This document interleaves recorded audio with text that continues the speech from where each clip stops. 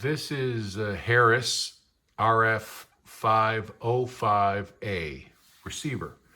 Just got it from eBay. I believe it was made in the early 1970s. The first model was RF-505, and then they came out with the 505A, which added a pre-selector. And we'll get into all that stuff a little bit, but let's turn it on, see what happens. So there's AM. We are on broadcast.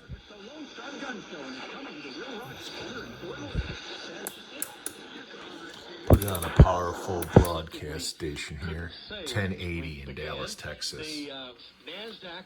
Tunes with decade switches. I'll have to move in a little bit here to try to show you this stuff with any detail. Pan side to side, but you've got your decade switches, megahertz, goes up to 30 megahertz. And you've got these three, then you got your decimal point, and then you've got your 10 hertz, I think, or is that no, that's 100. That's a kilohertz. That's a 100 hertz. Now, the nice thing about this one is so it's a decade, meaning it clicks, and it stops. So you can't go below 0, and you can't go above 9. So it makes it kind of hard to tune around, really inconvenient. It's kind of like know where a station is, tune to it, and stay there, that kind of stuff. But there's a neat, cool feature on this one where you can see it says VFO and it says pull. So you can pull it and you can tune it without the clicks. So that's pretty cool for fine tuning.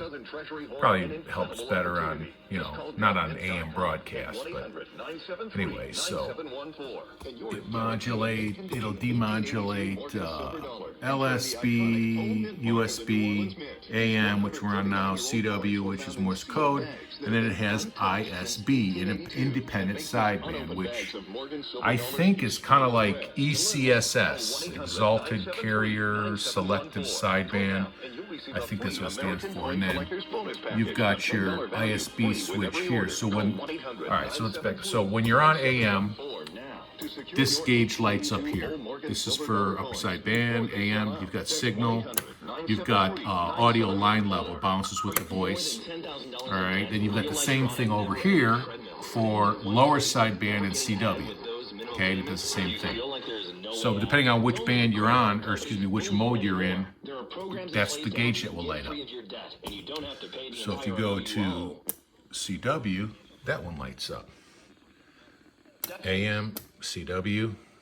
Now if you go to independent sideband, they both light up. And then you can switch between lower sideband and upper sideband. So, like I said, on a powerful broadcast station, that's not going to tell us anything. But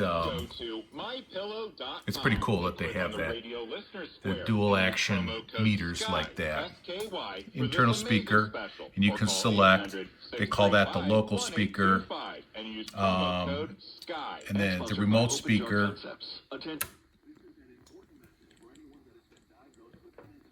is, I have it hooked up to this remote DSP speaker, just plugged into the headphone jack.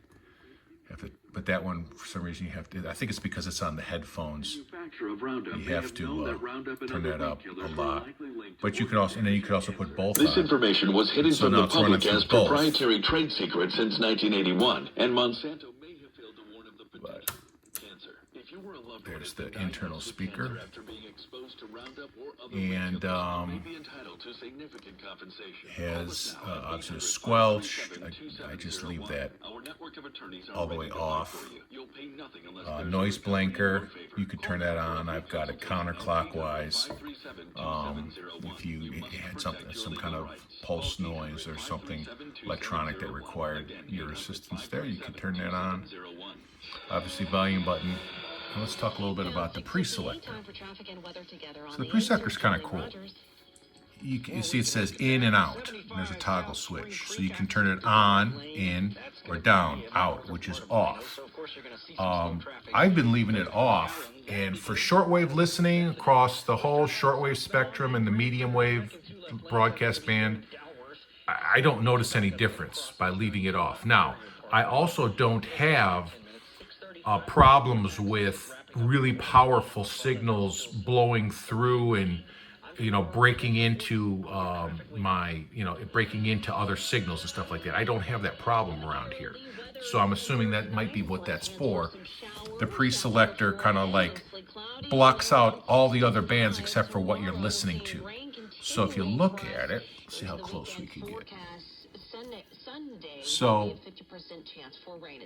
if you turn it on, this thing automatically senses where you are between 0 and 30 megahertz. You don't have to adjust it to get it. See, there's kind of like three bands, but not really. It senses where you are, and it'll automatically put you in that range. And then you can just dial this. Now, the lowest you can go really, there's a 2 there for 2 megahertz, so imagine you can go down, whatever, down there is probably the top of the medium wave band.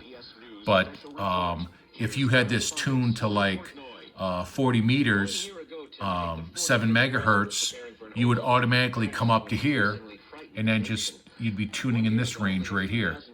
And without clicking anything over, it just senses where you are. And the same thing when you get above 10 megahertz, like if I listen to WWV, I can't pre-select it here, I have to pre-select it here. All right? But I don't really need to do it at all, so I leave it off. But it does work. What the heck, let's try it. So first let's tune in,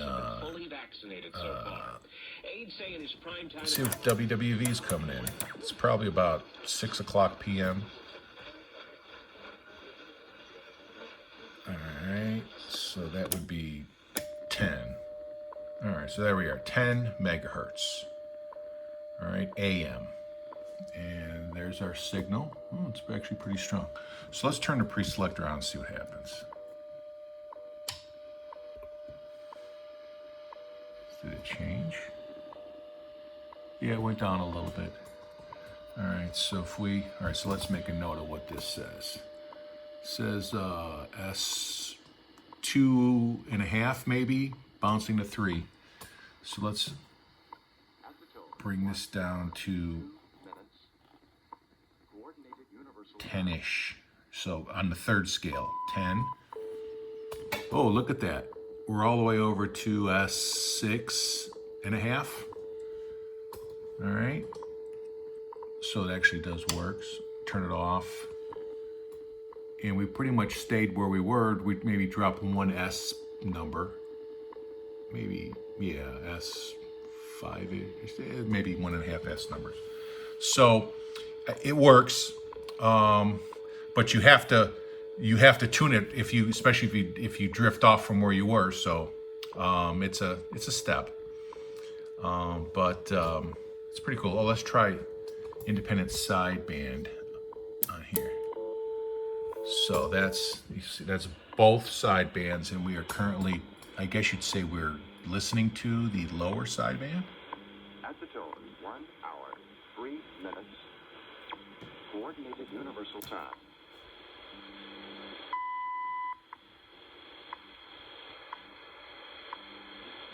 So it could sound better or worse depending on what signal you're listening to. Sometimes upper would sound better, sometimes lower would sound better. There's also a manual RF gain here. I imagine you use that when this is off, and then you can bring that in. I just leave it maxed out. I haven't had any problems with overloading or anything like that. Like I said, mostly just do shortwave listening with this anyway. But yeah, this is a really cool radio, and it's in excellent condition for being as old as it is. It works like a champ. So what I like to do sometimes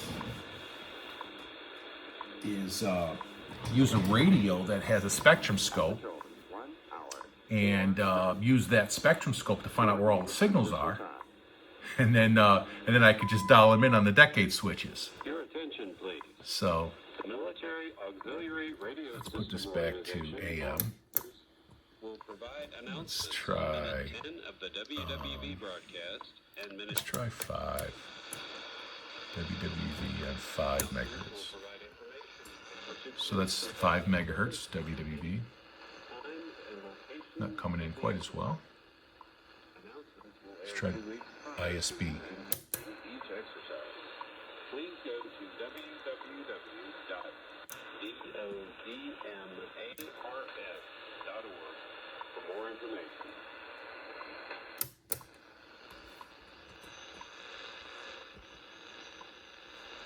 Let's try Brother Stare. He's usually good for something.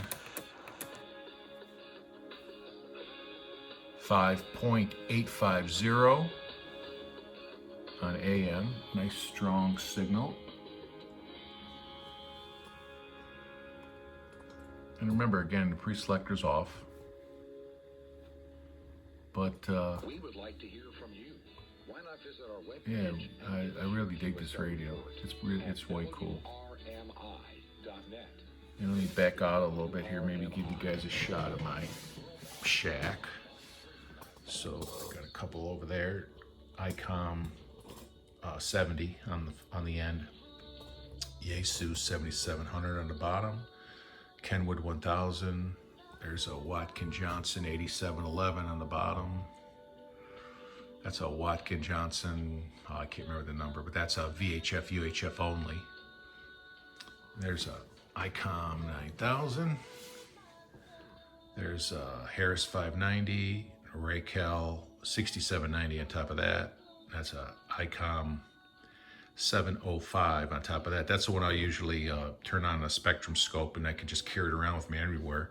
Problem is I just don't have an antenna lead for it right now. They're all plugged into all these other radios, so I'd have to unplug something or whatever. And there's a couple more radios over there too. Power supply on the bottom. But yeah, this 505, like I said, I just got it in a few days ago, and I really, really like it a lot. So, all right, thanks for hanging out, everybody.